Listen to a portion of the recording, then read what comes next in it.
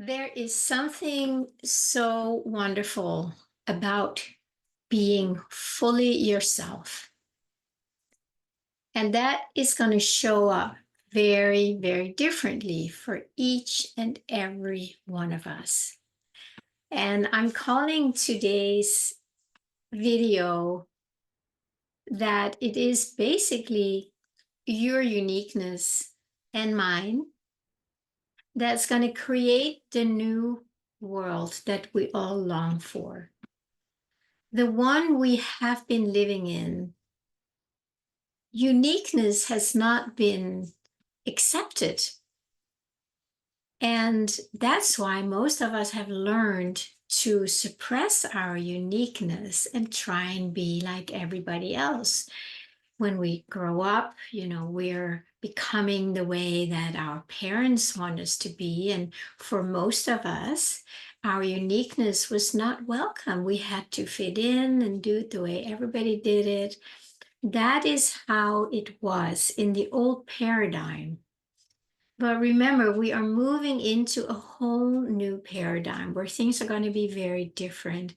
And that's why it is so beautiful and so exciting that we now can all start finding who we truly are as an expression of the divine, not as a suppression of the divine, which is what we have been doing. We have been suppressing who we are. And most of us have totally forgotten who we truly are because it's been so deeply hidden down in our psyche that we don't even know who we are. I remember when I started on my journey and I needed to find out, well, who am I? I started realizing I was just trying to be like everybody else, like a chameleon. And then when I started, wanting to change, I had no clue who I was, literally. So it was easier to copy others and try and be like them, because then at least I would fit in. And if I was just fumbling around there trying to figure out who I am, who I was, then, where would I fit in? I would just be all on my own fumbling, and that didn't sound very attractive. So, of course, it's very helpful when you start doing therapy. That's many, many years ago. And you start slowly finding out parts about yourself, layers that are alive inside and that want to express themselves in a very unique way. And that's what I want to address a little bit today, because if we are planning on moving into the new paradigm, and remember, there are many, many timelines, and it's up to us which one we want to live on, to move on to. And one of them is what I would call the new paradigm, where we are going to be much more connected to our divine inside, to the energy of who we are as I am, I, without the name, that is the expression. And we do not know how it's going to show up until we go there and find out and open up the door to it. And we have not done that, but now we are in such a place in evolution that that is the next step for those who feel moved to do that. And when I say your unique self, or talk about being unique, I'm not talking about how many, many people out in the world now are trying to be unique by behaving in a way that might be contrary to the norm, but there is a battle, there is a rebellion about it, and there's like, fighting that it's okay that I look like this, that I dress like this, that I behave like this, and nobody's going to tell me that I can't. Now, there is a phase for all of us that we need to move through that barrier where we were not allowed to be ourselves. I think it's very important, but I would suggest to do it in a safe place where that part is welcomed, so we don't have to fight for it or battle for it, or punch people in the faces if they don't accept us in the way we are. We need to find a place where, where it's allowed, where you can start finding parts of yourself, and it's safe to find them. It is safe to be witnessed as different or as unique. And it's not only safe, but it is also welcomed and celebrated. That was a big part of my times and trainings when I became a Hakomi therapist. It was very much about really honoring and finding out all the parts of us that have been suppressed, and finding them and giving them a voice so we can really find out who we are as an expression when we're not suppressed. And I think we can all relate to the feeling of having suppressed who we are. And then, you get in circles and groups and little tribes where everybody's kind of beginning to feel courageous enough to just express, I have these feelings, I have these beliefs, I have this goal, which is very different from the norm. But when more people come together with that newness, it's really welcomed, and it is so sweet. I hope you are already in some kind of a tribe where you can be heard and seen in your uniqueness. So why do I say that your uniqueness is actually the new world that we are moving into? It is because the old world is falling apart, it's dying, it's over. And so we can't bring those old robotic parts of us who are just trying to be like everybody else, trying to comply, saying yes to the rules, and I'm not saying we shouldn't say yes to certain rules. They are here to create a safe container for the world. But I don't think they're all that safe. I think a lot of them have a lot more to do with control and suppression of our uniqueness. And most of us grew up in that, and we're tired of it. It's like, no, that's not who I am. I'm not going to just comply in order to keep my job, be loved by my friends, whatever it is.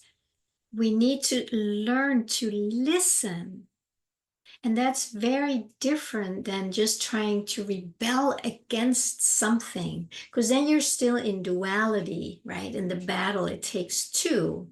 And of course, the one we're battling with is just our own mind that has taken it on as a reality that it's not okay to be unique and different in ourselves. So it is an inner battle that many people project out, and that's part of the process for all of us, I think. It's like, I'm going to say no, I'm going to set my boundaries. And it's a great process, but don't make it too serious, use it as a way to come out, and then find a safe place where you can actually explore it without having to fight for it. Because it's what fun is that? Then you're kind of back in duality. So let's more and more leave the duality behind, and more come into here and find out, what is your uniqueness? How would you like to express yourself when you're in a safe environment where you're being welcomed and witnessed and celebrated? Who would you like to come out? Who wants to be seen in this? And if it's too hidden still, just stay with the experience of, I don't know yet. I want to know, but I don't know yet, because then you are being fully authentic with yourself. You're not trying to be something that because then if you try and find something just to do it differently, then you're still not in touch with your true expression. So if you don't know who you really are, if you don't know what you really want, that's fine. There's no problem at all. You're way ahead of the game by just saying, this is over. Now I'm here and I don't know what that means. You just stay there. You just stay there. And then you start noticing maybe, oh, I really would like to do this. really would like to express this. And then you can start doing that in safe environments. And then little by little, you will start finding out who you truly are. The uniqueness, of course, is your divine expression. So when you start honoring what wants to be expressed, who you want to become or be, you start feeling in again, go back to the longing. And the longing would tell you, it's like, gosh, I just want to do this. I just want to be with these kind of people. I want to be here where I can just be relaxed and whatever it is. I don't know what it is for you. I know what it is for me most of the time. And then there's times where it's like, I just don't know. So I wait. I just wait till knowing shows up again. So please honor and welcome your uniqueness. If you want to live in a different world with different expressions and different energies, with acceptance and allowing and love and fun and diversity from a place here, it's very important that you don't try and become like this group or that group or fit into this religion or whatever it is, because then it's still not your unique divine expression. And that's the one we really want to get in touch with, so that can start expressing itself as you, through you. And then you bring in a very different energy. You bring in an energy of that it's fully okay to be myself. So there's a lot of self-love in that. And self-love is love. So you are actually bringing love into the world instead of trying to go out there and get something or be loved by suppressing your truth or by trying to fit in. That's not love. So you're not bringing love in. You're going out there into this illusion, this dream, and you're trying to get something that doesn't exist there. It already exists in you as you. And that's why self-love, it's kind of like opening up the door to the love that you are. And then you bring love out into the world.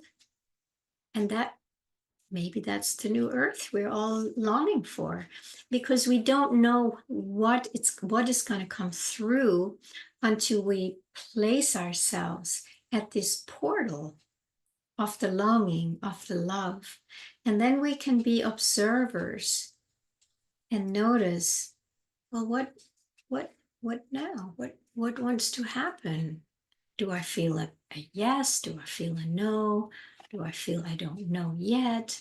So it's really learning to live in that portal of what you want from here. It has to come from here as a sweetness, as a longing. And from there, at least that's the only way this can come into expression and fulfillment, because love does not lack anything. Fulfillment has everything there, and you are that love. You are that fulfillment. So by us going there and hanging out in that feeling of longing or desire or love or gratitude, we literally open up the portal, and then it can flow in. Anything good can come in. And that's, of course, what we all long for, that it doesn't, not from a place of hard work and struggling and striving, but from a place of ease and fun and grace. That is how I sense the new paradigm is going to be. And that's why I find it so important that we just let ourselves live in and as that frequency that we long for. You don't need to think about how it's going to show up. That's not your job. That's not my job.